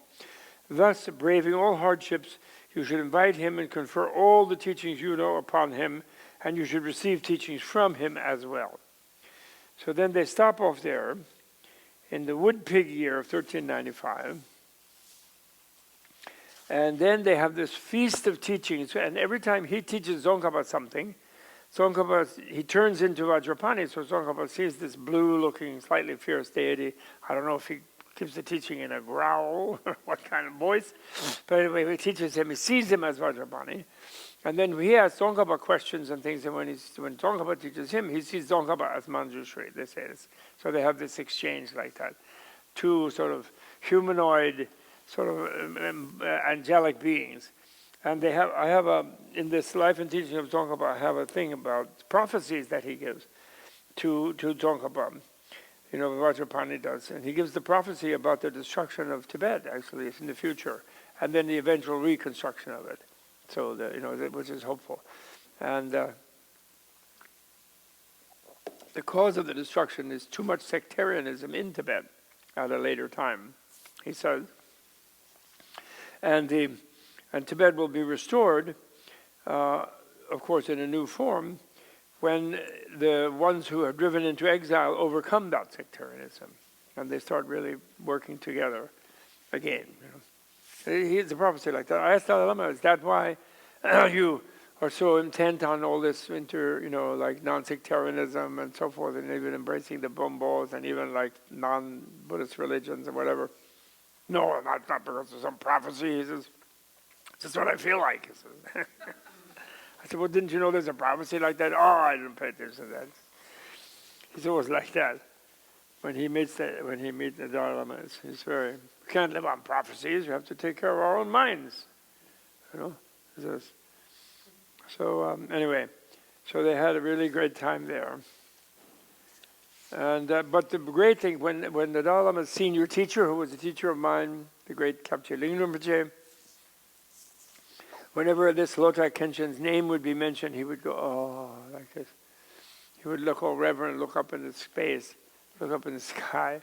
And I'd say, well, what's such a big deal about him? He said, well, he's kept Tsongkhapa in Tibet.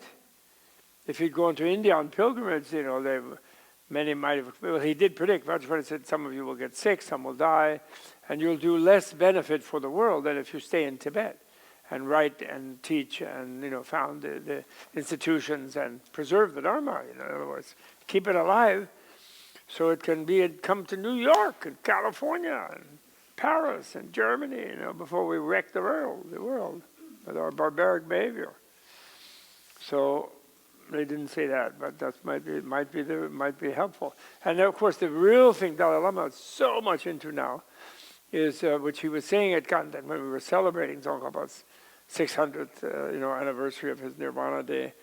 He said he was giving a talk I attended at Goa University on his way to the monastery, and he was saying, look, this is just your own Indian knowledge. This is not some strange, exotic, weird thing from Tibet, and it's not just a religion. This is just your Indian mental knowledge of mind science, and your inner science, and even an outer science. Actually, it's your own Indian knowledge, but we're bringing it back to you.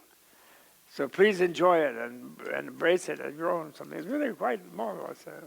I'm the son of Nalanda. He says, I had so much rice and dal for the last 50 years, much more than Zampa the first 29 years I lived in Tibet. 24 years I lived in Tibet. I've been here 40 years, 60 years or something. So I'm more Indian than Tibetan. He says, I'm just made of rice and dal, he says. It's all Indian knowledge, he says. I'm a son of Nalanda University. It's cool. So it's just like Tsongkhapa would be if he was here. Okay, so let's see. So does anybody have any question, a particular thing? And I'm going telling the story gradually. Although I guess I should say, then he was on this mountain. He went back for a further retreat in that same area. And I didn't ever get to the cave. I tried 2 or 3 times, but the weather, and then I had a group always because I could never afford to just go myself. I always had to take a group, and there was always a schedule. And then the Tibetans in the Hermitage building, where they had some monks in the 90s and in the noughts, when I used to go, I don't know now because they've been cracking down again, the Chinese, badly. But I've stayed the night at the Hermitage place where they did their prostrations and things. And I tried to go to the cave which was like a hermitage from the Hermitage. There was a special cave called the Yama Tung Cave. And I wanted to go to that very cave where he had his Enlightenment experience at the age of 41. I tried several times, but the weather closed in, and also they told me, you can get up there in 3 hours. And yeah, if you're a Tibetan, you can get up there in 3 hours. If you start early morning as a Westerner, puffing and puffing, even when the Tibetan guys who are smoking and carrying your pack, it takes you all day, and you have to spend the night up there. But then I couldn't because of the group, and then the weather stopped us even too. So I didn't get up there, but I will someday in the future. But anyway, he was up there, and he was reading for the 100th time the very thing His Holiness was mentioning in that letter.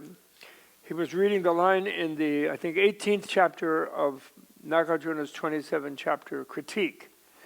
and he was reading, the self is neither the aggregates of body and mind, or the processes of body and mind, nor is it anything other than the processes of body and mind. And then that has a certain commentary. And he was just reading that verse and its commentary by Chandrakirti. And, but before this, before that, the night before, he had a dream. And in the dream, he was in Tushita. And there was Nagarjuna and Tsongkhapa and a commentator of Nagarjuna called Buddhapalita and some others, and they were all discussing the deep, profound thing about emptiness, and which is like that's like quantum physics for Buddhists, and it actually is for all of us if we actually knew what it was. It's actually quantum physics, and he was, they were discussing it. He wanted to go join, and he was in the dream, his dream body, wanted to go and join and deal with it, but he couldn't really do that. And then one of the people got up from the conversation they were having in the presence of Maitreya in the dream, and came over to him in the dream carrying a book, and then touched him on the head with the book as a blessing, because Tibetans, they do that. Some book that has a good knowledge in it, they will always do it like that. And that's a digression. So then he felt, and then he woke up feeling kind of ecstatic and blissful, but then immediately looked back then at the commentary and that verse, because he was in the 18th chapter. The self is neither the aggregate processes of body and mind, nor is it different from the aggregate processes of body and mind. And at that moment, everything changed, the universe changed in his vision. And actually he said, which everyone puzzles about, it's like a koan for Tibetans. So you might as well have that koan. This great scholar who was a child Mozart prodigy type, at the age of 41, after a lifetime of meditating and purifying and studying and debating and whatever, teaching, he has this, what he considered, and he openly states, complete understanding. And he says it was the opposite of what he expected. And that's a koan, because it's sort of, the Buddhist science, it's very scientific, and so all the altered states and all the things are very fully described, very strongly described. So how could it be opposite of what he expected? It should be fulfilling his expectation, actually. So what's opposite about it? So this is a koan, you can think about it. I mean, I can tell you what I think, but it's not been validated by anybody. But I think it is validated by the text, actually. I never really presented it because I'm always getting a teaching, or I'm shy, or we're talking about something, we're busy, or the secretaries are interrupting us about some busy thing he has to do. So I have enough time now. So I haven't really presented to His Holiness, but to me it's clear. Because when you become a Buddha, you are no longer perceiving this body as your body, any more than anybody else's body is your body. You are not. You have your body is what is called a reality body, a dharma body. And there dharma means reality itself. And therefore, and that dharma body, in one way you could say it's sort of uncompounded, uncreated. It's beyond everything. It's pure space. Like there's nobody's there or something. People will get on about like that, but that's wrong, because it's really no different from what's called the form body and all the other form bodies of all the other beings. So you expect yourself to have this like amazingly triumphant, like eagle's eye view of reality, like because you're a Buddha, and meanwhile you are simultaneously perceiving from within everybody else's view of life, because you're not ignoring their existence. You're becoming like this one with all reality. It doesn't eradicate their sense of themselves as separate from all reality, and actually a little nervous about their position in it and what's going to happen to them and who they are, and therefore scared and feeling suffering and pain and failing to conquer all of reality. Because it's each one against, as one friend of mine used to say, every bodhisattva for himself. when the ship is sinking, in other words, the natural egocentrism of the unenlightened being, and you simultaneously experience all of that. But you couldn't really completely sink into it all, because you simultaneously would also see all those beings as basically part of the reality, and the real reality is nirvana. That's the only real reality. The non-nirvana, the world of suffering, is unfortunately not completely non-existent, but it is less real. So it's not the real reality, it's an unreal reality, illusory reality. It's not a total illusion, because we do feel pain and suffering. We unenlightened beings who think we're it and the universe is disagreeing all the time, And so you would have this double awareness where you would be seeing everyone as free and happy and blissful and made of bliss even, if you will, because that's the only reality, really. Well, however weirdly it's spread over every surface and every interior and under every atom and in between every non-atomic particle or whatever, every energy. At the same time, you cannot ignore the individual sense of fear and suffering and sadness and worry and anxiety and whatever it is of every being, including all animals, not just, and all kinds of beings, and even hells and worse than animals, pretas, gods, So you expected to have a big blowout on your own, and then suddenly you're immersed in everybody's problems. Although luckily you realize that their problems are less real than their reality, which enables you to deal with their problems effectively, actually, supposedly. Right? I mean, I wouldn't know a Buddha if I met one, because we always think everybody's just like ourselves. But although Dalai Lama is beginning to crack my view of it, because I do think, and my old Geshe Bangpa was like that, a few others, I think they were something beyond but elusive about what I was thinking. And that's how it's defined, though. So that would be opposite of what you expected. In a way, even if you had read that, if you viscerally experienced that, it would be really weird, don't you think? Have you ever had an empathic feeling where you just really felt you were another person?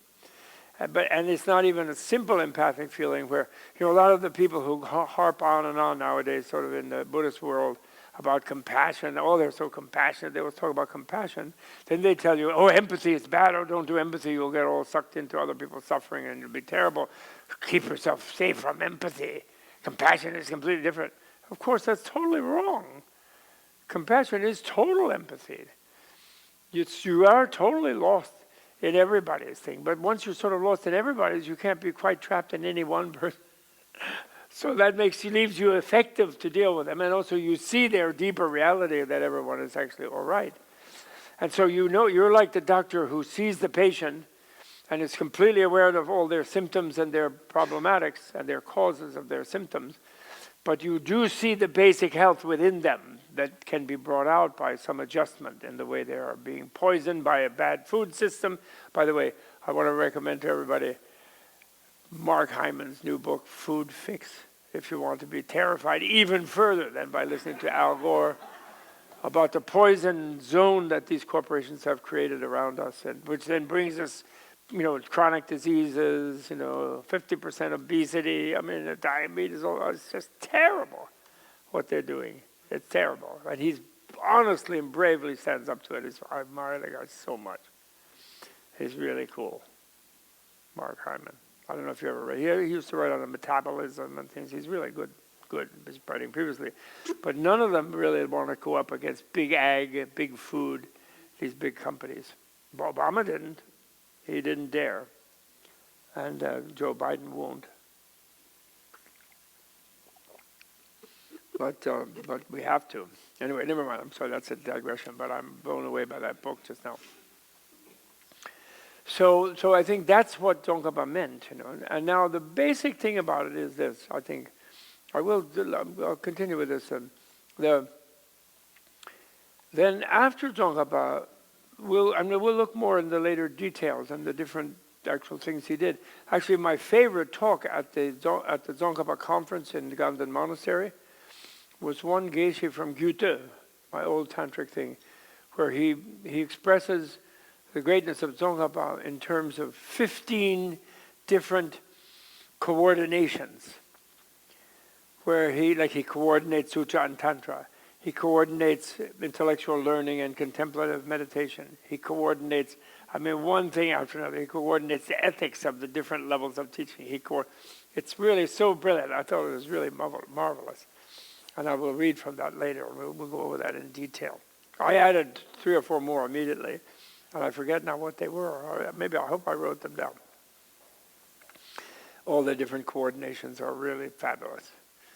And, they were only called Tibetan theocracy because people have wrongly translated the unification of church and state.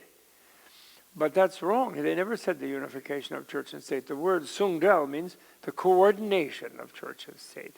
And it isn't really church, it's the monastic university, so it's education and state, really.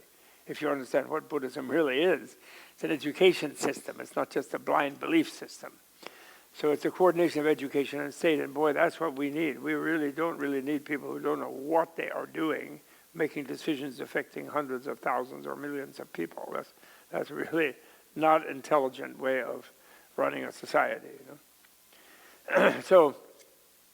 But anyway, what Tsongkhapa's thing was then is that a Buddha, in one sense, if you become a Buddha, you in one sense are privileged.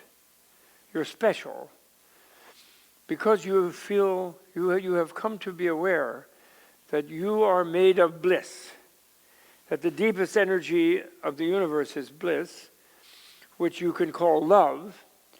Because what does love mean? Love means that some other wants someone else to be happy, wants the beloved to be happy. So if you perceive the universe as bliss, you realize the universe wants you to be happy, and to realize since you're part of the universe, then you are bliss. And you're feeling that you're not is your ignorance. So if you realize that, you're both privileged and not privileged. So, you're sort of higher Buddha. People can think of it as higher because then it's something they can aspire to be more truly happy themselves.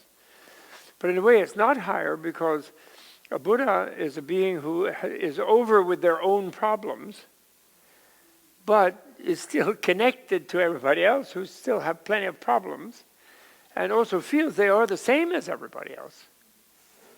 And luckily there's millions and zillions of Buddhas too, so they have a big team, fortunately, because there's countless millions of beings who are suffering because they don't know what they're made of. Do you follow me? And this is contrary to what you might have heard about Buddhism, that the specialty of Buddhism is suffering. Absolutely not. The First Noble Truth, yes, what they call the First Noble Truth, which means it's true for a noble person, not for a normal person. That's why it's called Noble Truth. It isn't noble because the truth is noble. It's noble because it's not true for someone who's not noble. The reason it's true for someone who's noble is that someone who's noble in Buddha's definition of noble, which means non-egocentric. Noble means someone who cares for others, has noblesse oblige about other beings. That's what he meant by noble, as he defined it. So the First Noble Truth is said to be the reality of suffering when you are ignorant. And you don't say that to someone unless you think it's possible for them to come to understanding and to overcome that ignorance. So you're saying, well, your troubles come from your not knowing what the reality is. So your task is to overcome your ignorance and to come to understand the reality. And the good news is, you can. Every human being can. The human being is this amazing understanding machine. It's a learning machine. You don't what we're worried about Ray Kurzweil programming some weird piece of metal and electronics and silicon chips, little grains of sand. And he's going to download us all into robots at the time of the singularity. Ridiculous. That will just make a race of Daleks, like in Doctor Who, Weird brains stuck on top of a tin can running around being frustrated. But we're learning machines, and they can't equal us, actually. We have how many billion different connections we have in our thing, Really. And now we don't even have to remember phone numbers because we're cyborg enough to have a phone. Smartphone. But the big smart thing is the machinery and the brain is not just in the head, it's the whole body is the brain.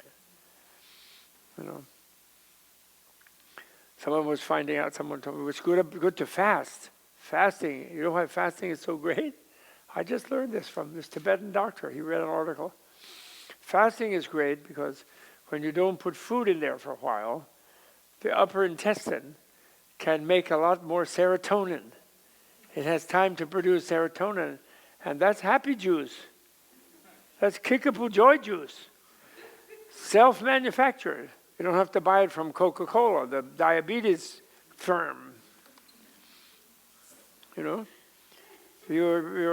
upper intestine, it's not produced in the brain, it was produced in the upper intestine. Now, I didn't know that. I was delighted to hear it. I'm going to just go soft on ice cream now. Not really, but yeah, to make it more occasional. I love ice cream. It's one of my first memories. Peach ice cream in the summer. Anyway, so this is the thing. So that's why he was different from what he expected.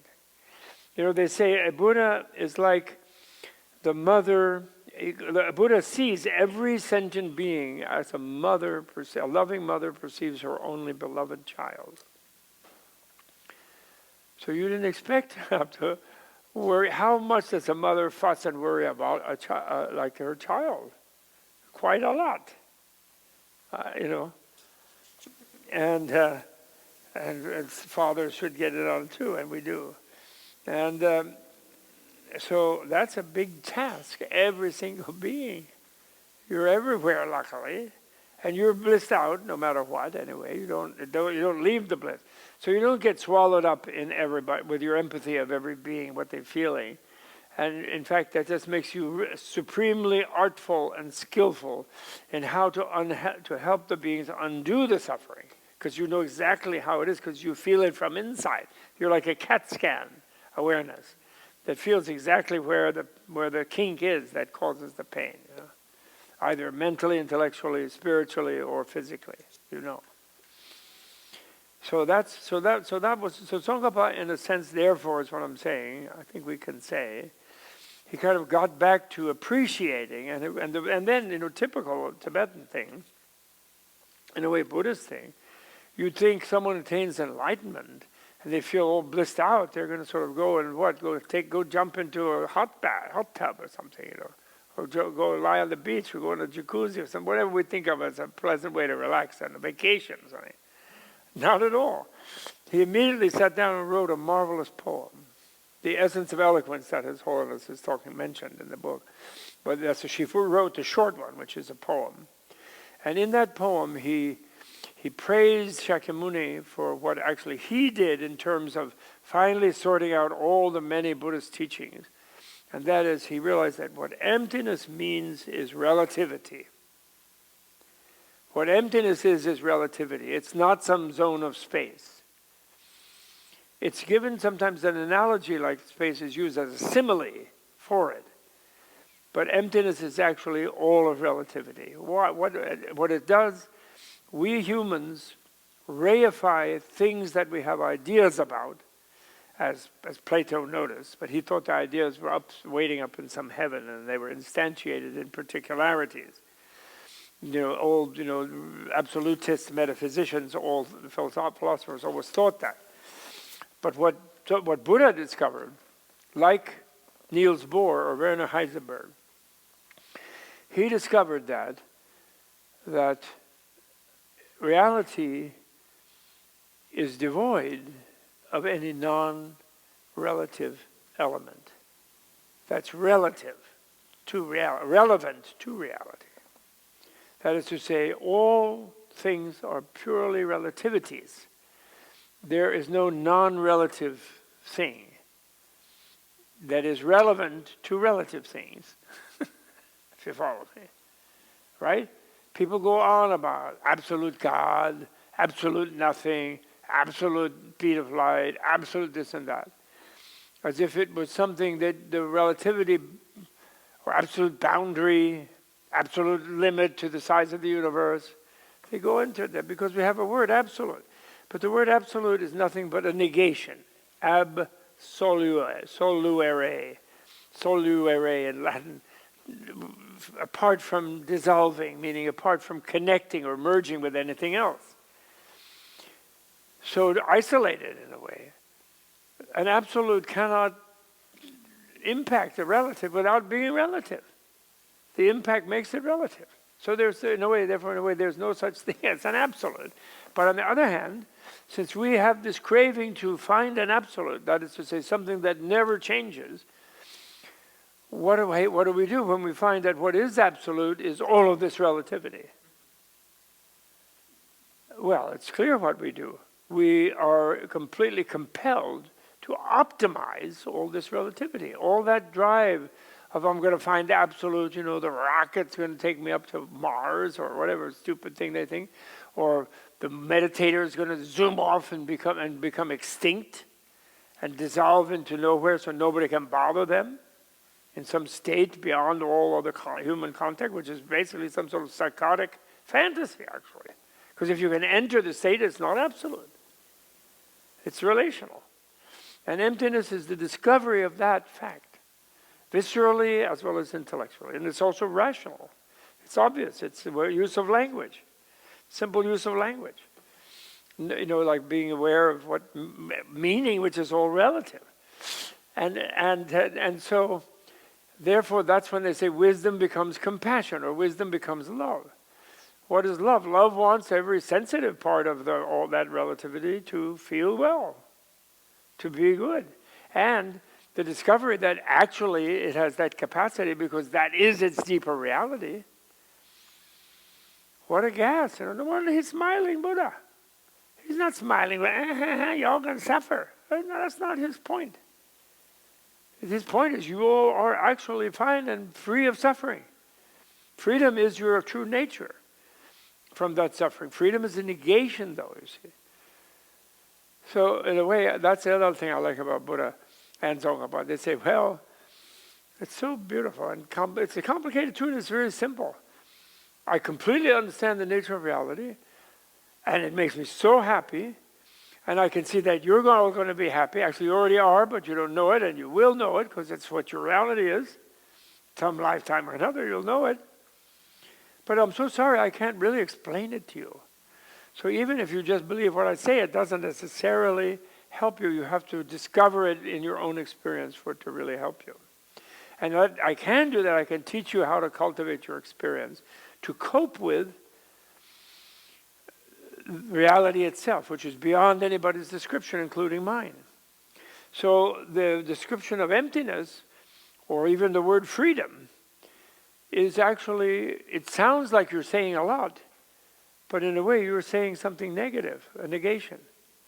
And that isn't anything. It's like you say there's no elephant here in this room, then there's no non-elephant to go around and find. Do you know? The no elephant just opens your mind that, well, there might be other things in here or whatever. In other words, a negation has a different kind of cognition. It just opens the mind.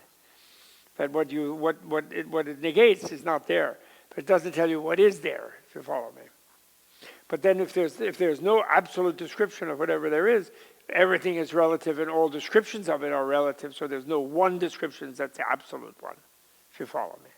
So it's actually just like Popperian definition of science, where laws of nature and supposed facts are hypotheses that account for your experience up to now, evidence given by experience or experiment up to now, awaiting falsification by experience that they don't fit with.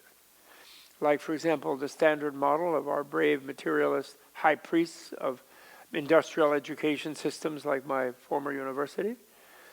They have a standard model which they say is just we really almost got it all. We got it fixed it all up. 11 dimensions, string theory. We're really going on a quantum. We're going to make a quantum computer. Oh, but wait. It all doesn't make sense unless There's 97% of dark matter and energy, but we haven't seen that yet because it's dark. So we're just imagining that it's there, but we almost got it nailed. Give me a break.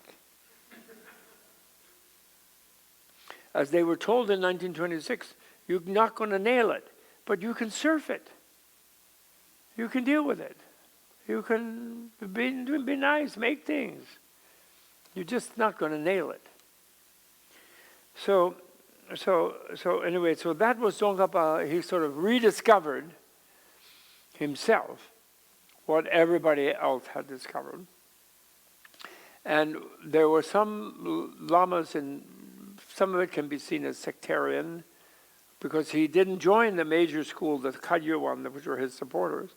He joined one of the weakest schools called the Karmapa.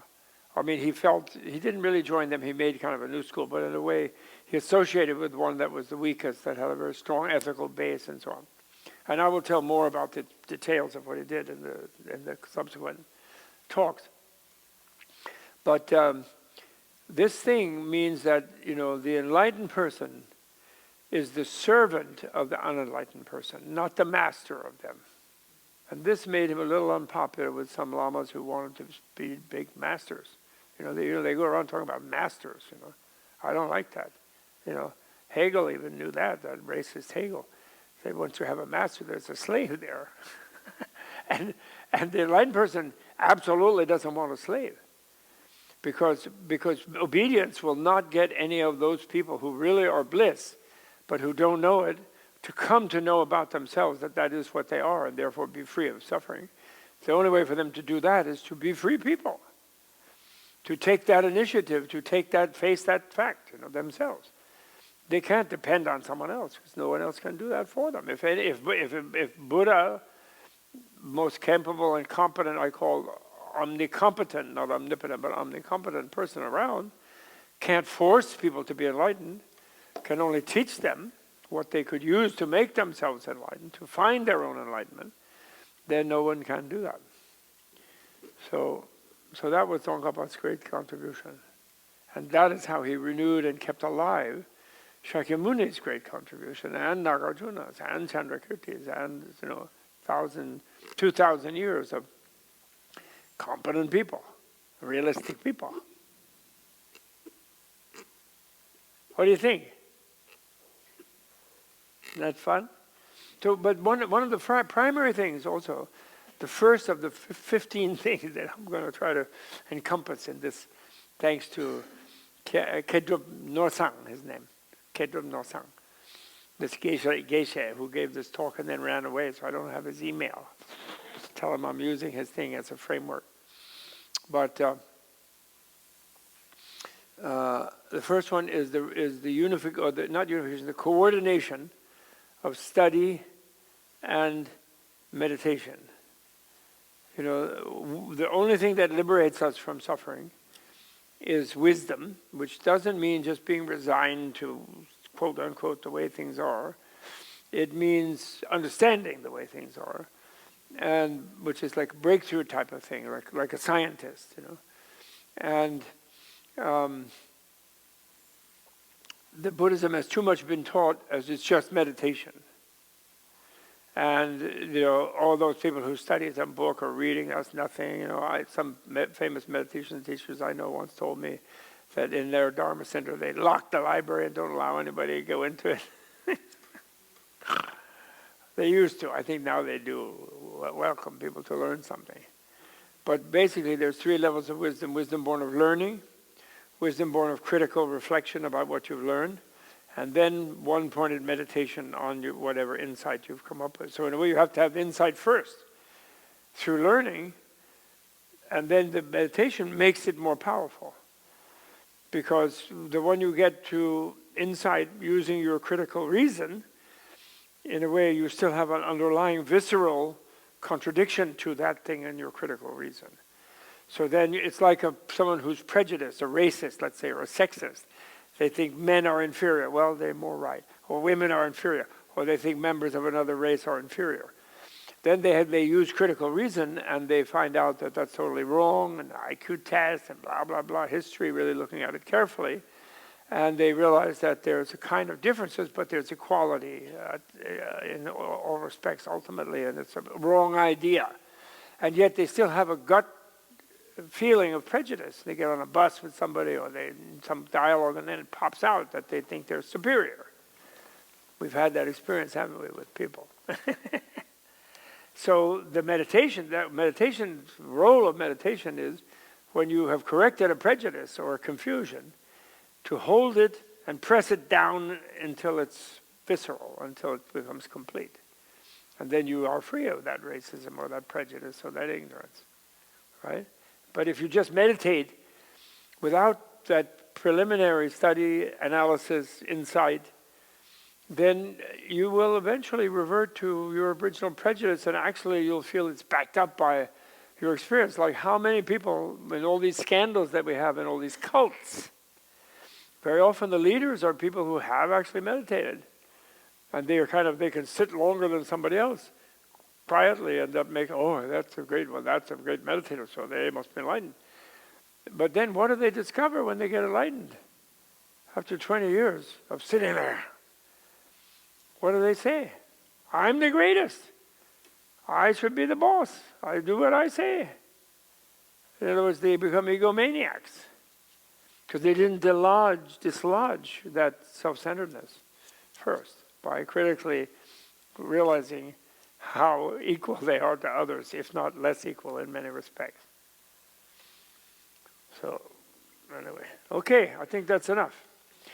Any question? We have another session. Yeah. Oh, yeah. What's the question? Yes. Early on in your talk, Yes. you remarked that Yes. when you were talking about dependent origination, Yes. you remarked that it's more difficult to appreciate dependent origination of things than of people. Yes, it's considered to be the relativity. Well, not dependent origination of things than of people. The selflessness of things than the selflessness of people. For example, by one of the schools of non-dual Buddhism, Mahayana Buddhism, the mind-only school, they have a theory that the Theravada Arhat, the saint, is not fully enlightened because they only know personal selflessness. Because in the Pali text, there's no emphasis on the selflessness of the hand, selflessness of the foot, selflessness of the pillar. They claim that Buddha didn't teach them that because it was too difficult for them. The centrist guys don't agree with that. They say, yes, they do. They are enlightened. They do know that because Buddha taught through simile and parable that the body is like a ball of foam.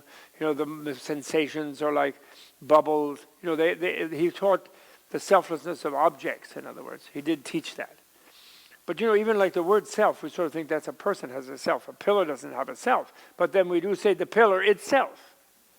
So self just means kind of essence, or the thing, the thing in itself, So it's considered a deeper thing. But in a way, they say that the deep level of personal selflessness and the objective selflessness, or I like to say subjective selflessness and objective selflessness, the deeper level of them both is simultaneous. So in other words, you don't fully know either one until you know the other one completely. And if there, again, remember, this is all binary stuff because it's all language level. Finally, see, the problem of the dualist Buddhists is they have a state like a marvelous space state, and they feel a huge release in that. They genuinely do. And then they naturally think that was nirvana, and that's somewhere else. So that's why you can call them dualist Buddhists, and they get really annoyed with the dogmatic ones. Get really annoyed with the Mahayana that says actually the samsara itself is nirvana if you understand what it really is. You see, so it is actually different from the ignorant perception of it, but it's the same thing, and there's no place you can go. In other words, another place has to be another relative state, and Buddha taught that to them totally in many ways. So the centrist or madhyamaka And one of my students years ago, I don't like to use the Sanskrit term, but most of my colleagues, they go on Madhyamaka, he says. Because I once had a student say, oh, Professor Thurman, what were you talking about, that wild, crazy Jewish sect called the Madhyamakas?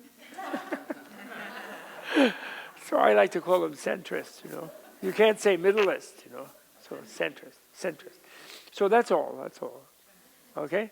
Ultimately, they're all equally difficult and equally easy, right? You know?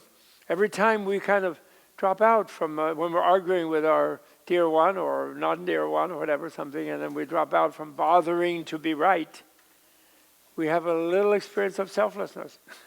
It kind of hurts sometimes when we're really used to be righteous all the time, but it's always expansive, actually, right?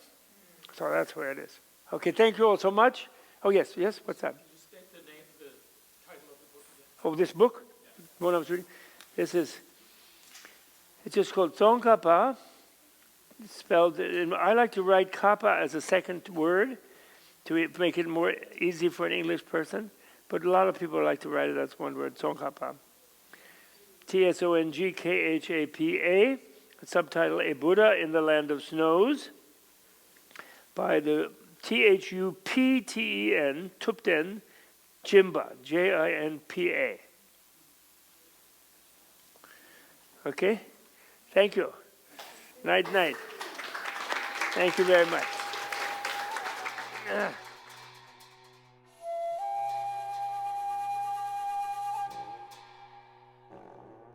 This video was brought to you in part through the generous support of the Tibet House US Menla Retreat and Dewa Spa membership community.